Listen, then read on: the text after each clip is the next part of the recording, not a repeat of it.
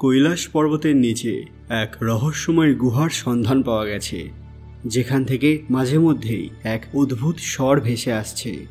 কিন্তু এই নির্জন জায়গায় এরকম শব্দ কিভাবে শোনা যাচ্ছে? কৈলাস পর্বতের নিচে কি কোনো অন্য দুনিয়ার অস্তিত্ব আছে? এখানে প্রাপ্ত নরকঙ্কাল দেখে বৈজ্ঞানিকরা কি মনে করেন? সত্যি করে কি কৈলাসের নিচে দেবলোকের অস্তিত্ব রয়েছে? হ্যাঁ বন্ধুরা, এই কৈলাস পর্বতের রহস্য বিশ্বের বড় বড় দেশের বৈজ্ঞানিকদের রাতের ঘুম কেড়ে নিয়েছে, যেখানে প্রায় প্রতিদিন নতুন কিছু চমৎকার ঘটতেই থাকে। আজকে জানাবো এক এমনই বড় রহস্য সম্পর্কে, যার সমাধান করতে পারেনি পৃথিবীর বড় বৈজ্ঞানিকরাও। কি এমন পাওয়া গেছে? সবাই কমেন্ট বক্সে হর হর মহাদেব লিখতে ভুলবেন না। সকলকে পুরাণ কথার নতুন একটি ভিডিওতে স্বাগত। আজকে আপনারা জানবেন কৈলাস পর্বতের সবচেয়ে বড় রহস্য। পুরাণ কথা অফিসিয়াল চ্যানেলটি মনে করে সাবস্ক্রাইব করে নেবেন। মাউন্ট এভারেস্টের মতো পর্বতশৃঙ্গে ৭,০০০ থেকেও বেশিবার আরোহণ করা হয়েছে, কিন্তু কৈলাস পর্বতে একবারও নয়। মাউন্ট কৈলাসের চূড়া দেখতে পিরামিডের মতো। মিশরের পিরামিডের থেকেও এর উচ্চতা বেশি বলা হয়। অনেকের মতে অতি প্রাকৃতিক শক্তির দ্বারা তৈরি হয়েছে এই কৈলাস পর্বত। যদিও পৃথিবীর কেন্দ্রস্থল হিসেবে মাউন্ট কৈলাসকেই পৃথিবীর কেন্দ্রস্থল দেখায়, এটিকে পৃথিবীর অক্ষ হিসেবেও দেখা হয়ে থাকে।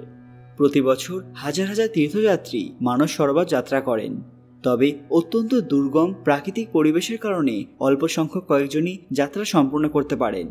কৈলাস এবং মানস সরোবরকে নিয়ে নানা অলৌকিক ঘটনাও শোনা যায়, যা এখনো পর্যন্ত অজানাই। মানস সরোবর এবং রাক্ষসতালের মতো ঝিল এখানে কিভাবে তৈরি হলো তা নিয়ে বিজ্ঞানীরা আজও পরীক্ষা করছেন। আমাদের পৃথিবীতে একদিকে রয়েছে নর্থ পোল এবং অন্যদিকে সাউথ পোল, এবং এই দুয়ের মাঝে রয়েছে হিমালয় পর্বতমালা, যার কেন্দ্রে অবস্থিত কৈলাস পর্বত। বিজ্ঞানীদের কথা অনুযায়ী এটা এক বিশেষ কেন্দ্র, যাকে অ্যাক্সিস মুন্ডি বলা হয়। এছাড়াও পৃথিবীর নাভি বা আকাশীয় ধ্রুব এবং ভৌগোলিক ধ্রুবের কেন্দ্রস্থল।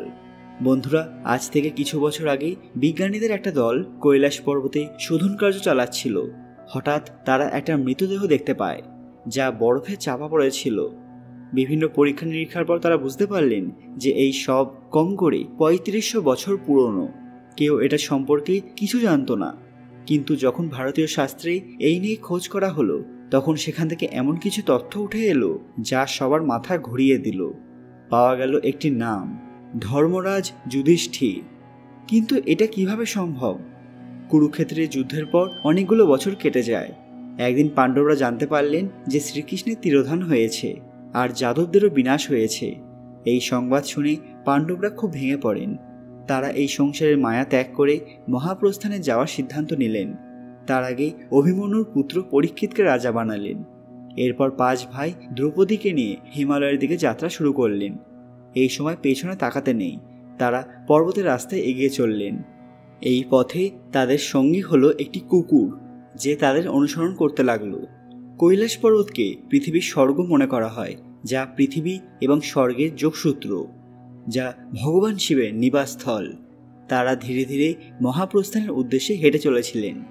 কৈলাসের পথ অত্যন্ত দুর্গম ছিল।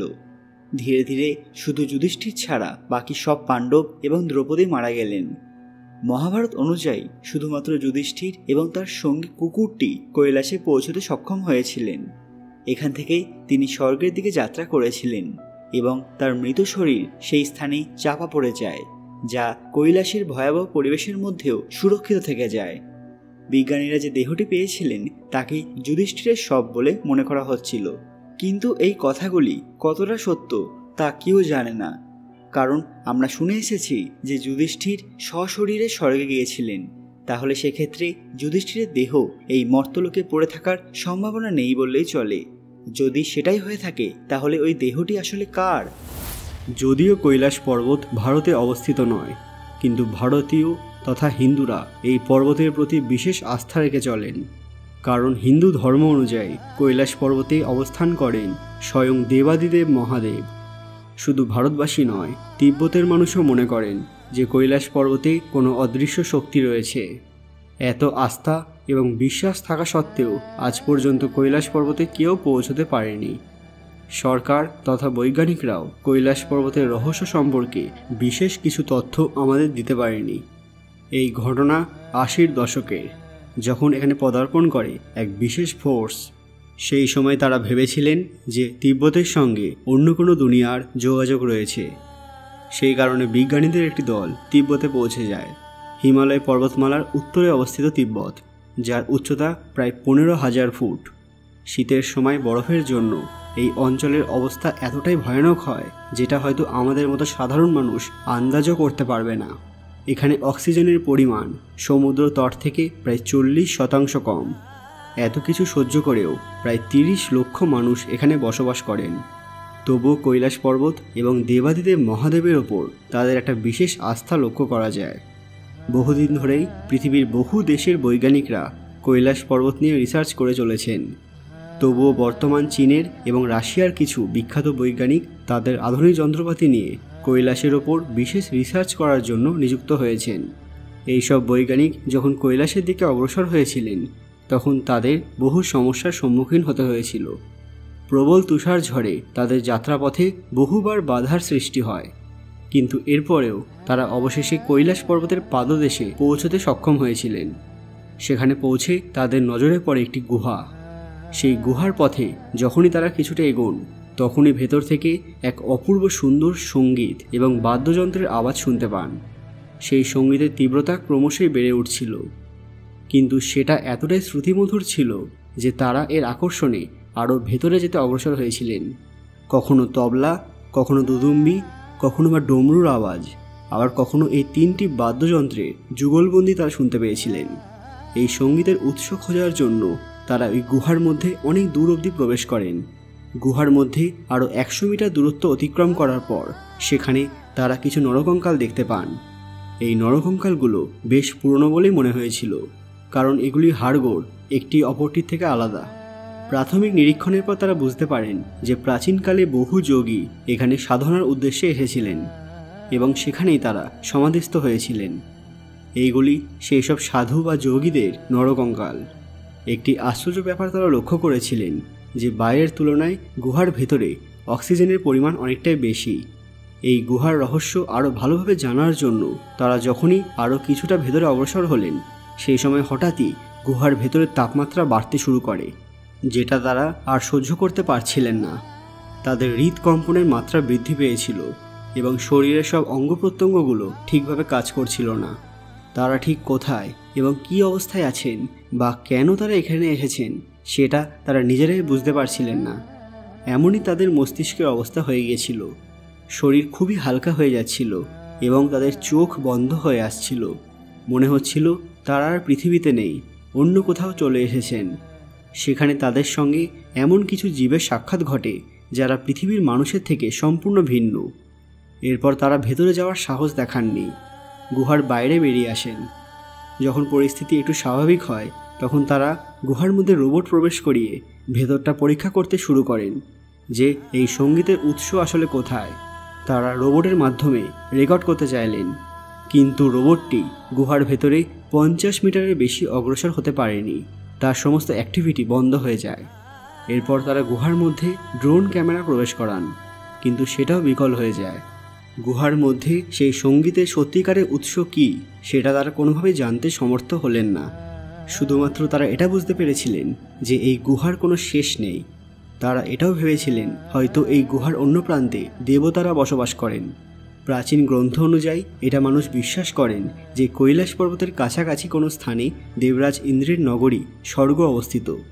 সেই কারণে এটা হতেই পারে যে সেই গুহা হচ্ছে স্বর্গে যাওয়ার একমাত্র রাস্তা। পুরাণ অনুসারে স্বর্গলোকে সঙ্গীত এবং নৃত্যের অনুষ্ঠান হয়ে থাকে। সেই সঙ্গীতই হয়তো গুহা থেকে শোনা যাচ্ছে। প্রাচীনকালে বেশিরভাগ ঋষিরা কৈলাসের গুহায় নিজেদের জীবনের বেশিরভাগ অংশ কাটাতেন। পুরাণ অনুসারে যে 7 জন চিরঞ্জীবী এখনও পৃথিবীতে বর্তমান, তারাও কৈলাসেই বসবাস করেন, কিন্তু কোথায় সেটা এখনও সকলেরই অজানা। মহাভারতে উল্লেখ আছে যে কুরুক্ষেত্র যুদ্ধের পূর্বে অর্জুন দিব্যাস্ত্র নেওয়ার জন্য সশরীরে স্বর্গে গিয়েছিলেন। সেখানে তিনি বেশ কিছুদিন ছিলেন। সম্ভবত এটাও হতে পারে যে অর্জুন সেই গুহার পথ ধরেই স্বর্গে গিয়েছিলেন। বন্ধুরা, এখানে আমরা শুধু আমাদের অনুমানের কথা বলতে পারি, কিন্তু যদি বৈজ্ঞানিক রিসার্চ এবং হিন্দু ধর্মের তুলনা করে এটি সঠিক সিদ্ধান্তে আসা যায় তাহলে এই অনুমান সত্য বলে প্রমাণ করা যাবে। কৈলাস পর্বত মহাদেবের নিবাসস্থল হওয়ার সাথে সাথে বহু দিব্য শক্তি এখানে বিরাজ করছে। সেই কারণে কৈলাস পর্বতের এইসব অজানা রহস্যের সমাধান করা একদমই অসম্ভব, কারণ কলিযুগে দেবলোক সম্পূর্ণ গুপ্ত অবস্থায় রয়েছে। সেই কারণে কোনো বিশেষ যোগী বা মহাত্মা ছাড়া কোনো সাধারণ মানুষ বা বৈজ্ঞানিক এইসব রহস্যের সমাধান করতে পারবেন এটা ভাবাও অসম্ভব। কলিযুগের মানুষ এমনভাবেই তৈরি যে কোনো দিব্যশক্তি বা দৈবিক কোনো কার্যকলাপ তারা দেখতে বা অনুভব করতে সক্ষম নন। সবাই কমেন্টে হর হর মহাদেব লিখবেন। আর আজকের বিশেষ ভিডিওটি আপনাদের ভালো লাগলে ভিডিওটিকে লাইক করবেন এবং সবার সাথে শেয়ার করবেন। আপনারা যদি পরবর্তী সময় কৈলাস সম্পর্কে আরও জানতে চান সেটা আমাদের কমেন্টে জানান। আরও এরকম অজানা তথ্য পেতে পুরাণ কথা অফিসিয়াল চ্যানেলটি মনে করে সাবস্ক্রাইব করে রাখুন। খুব তাড়াতাড়ি ফিরে আসবো আরও একটি রহস্যময় ভিডিও নিয়ে। ততক্ষণ আপনারা এই ভিডিওগুলো দেখতে পারেন। ধন্যবাদ।